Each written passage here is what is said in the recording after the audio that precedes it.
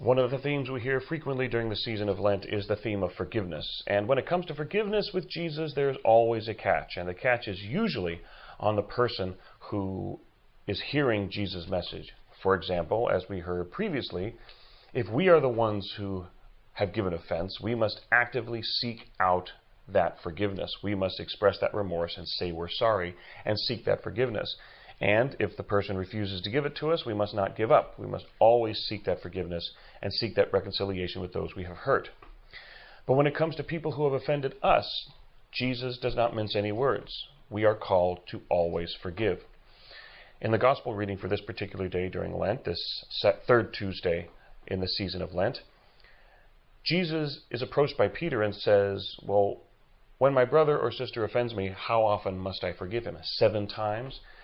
Hoping perhaps that he might be considered somewhat clever because 7 is the perfect number, so I'm forgiving them 7 times. But of course, Jesus, not to be outdone by one of his disciples, answers in kind. He says not 7 times, but 70 times 7 times, or 77 times, a completion above and beyond the call of duty type of forgiveness. But you also notice that nowhere in the gospel does Jesus say that the other person is required to be sorry. We are called to forgive unconditionally.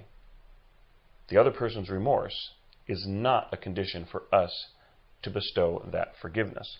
And it can be a particular challenge to all of us because is there something that can happen to us that is so bad that it constitutes a free ticket to heaven?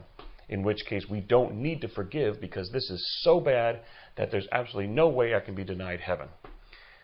The more we think about it, as difficult as it might be to accept, especially when we think of many things that can happen, many ways we can be victimized by other people, mistreated by other people, we have to acknowledge that our call to forgiveness is absolute, and perhaps is one of the most difficult aspects of being followers of Christ. That there is nothing so bad that can happen to us that it constitutes a free ticket to heaven. But what does constitute good progress in our journey toward Christ and our journey to heaven is to answer that call to forgive. Not just 7 times, but 70 times 7 times.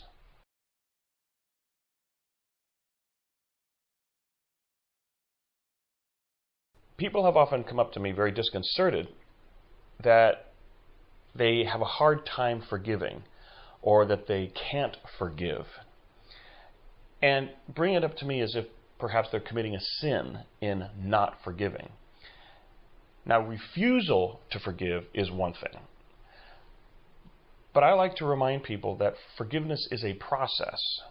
An important thing to remember is forgiveness is not an off switch. It doesn't mean suddenly we no longer feel badly about what happened. It doesn't mean we suddenly have a great relationship with the person we have forgiven. The hurt may still be there, but the forgiveness is that we are not focusing our lives on an ill will toward those who have done what they did toward us. It may be a point where we can reconcile with someone, and reconciliation is an important part of forgiveness.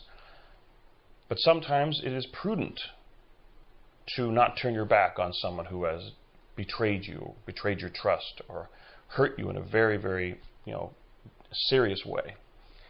But forgiveness is at least a process in which we move toward a greater sense of forgiveness and reconciliation. It's not an off switch, and it doesn't mean we don't have negative feelings. The example I always like to give for that is I'll often ask someone, do you think the Blessed Virgin Mary forgave those who crucified her son? Now, any prudent Christian would answer yes, because she is the model of Christianity.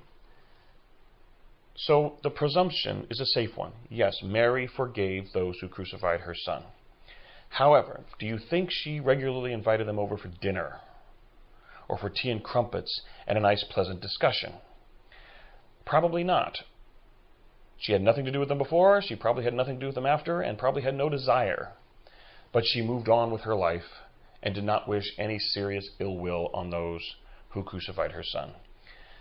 By the same token, those Christians of the early church who came to know her while she was still with us, how many do you think were imprudent enough to say, hey, tell us what it was like to stand at the foot of the cross and watch your son die for the sins of the world. Tell us what it was like. They probably, if they exercised any prudence, did not ask that question of her. Because, why? It would still be a painful memory. It's not a pleasant thing to remember your son, even if he is the Son of God, dying a slow death of crucifixion. So forgiveness doesn't necessarily mean we have no bad feelings about what happened and that we suddenly have bubbly feelings and bubbly memories about whatever it is that happened to us. But forgiveness is a process that we must commit to and turn to God for His graces, that we can see that process through, so that what happened to us does not control our outlook, control our lives, and our resentment of someone else is not what defines us. But we are called to be people of forgiveness who can forgive and move on and move forward. And it's easier said than done, yes.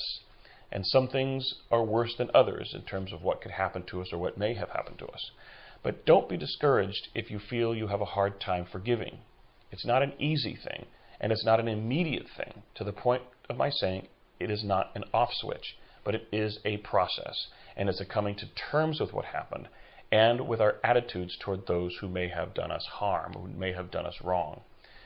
And so let us pray during the season of Lent, if we have a need to forgive someone, that we turn to God's grace during this season and always, so that the call to forgive may be fulfilled in us, and that we commit to that ongoing process of forgiveness.